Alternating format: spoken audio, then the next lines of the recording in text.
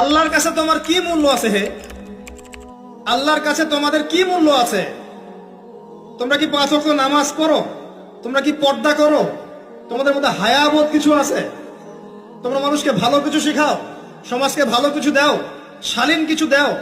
আল্লাহর কাছে তোমাদের কি মূল্য আছে?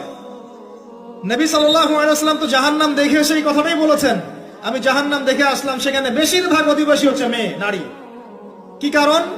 তারা এমন কাপড় চোপড় পরে বাইরে ঘুরতো, যেই কাপড় পরেও তারা নগ্ন থাকতো। আমি কি ব্যাখ্যা করতে হবে? আপনি দেখতে পারেন না? এবং তারা স্বামীর সাথে কুফরি করত। সারা জীবন স্বামী যদি তাদের ভরণ পোষণ দেয়, ভালোবাসে, মহব্বত করে, তাদের জন্য জীবনটা ক্ষয় করে ফেলে, এক পর্যায়ে গিয়ে বলবে সারাটা জীবন তোমার কাছে কিছুই পাইলাম না। বাস্তব। এগুলোর কারণে মেয়েরা বেশি বেশি জাহান্নামে যাবে। এবং তারা মানুষ মারা গেলে মাতম করে, বুক পিঠ চাপড়ায়, এই কারণে যাবে। এবং তর্ক লাগলে অভিশাপ দেয় বেশি, এই কারণে যাবে। আল্লাহ পাক আমাদের মা বোনদেরকে হেফাজত করুন। তবে একটা হাদিস আছে সুসংবাদের। নবী সাল্লাল্লাহু আলাইহি ওয়াসাল্লাম বলেছেন, একজন নারী যদি 4টা কাজ করতে পারেন, জান্নাতের যে কোনো দরজা দিয়ে ইচ্ছা প্রবেশ করতে পারবেন।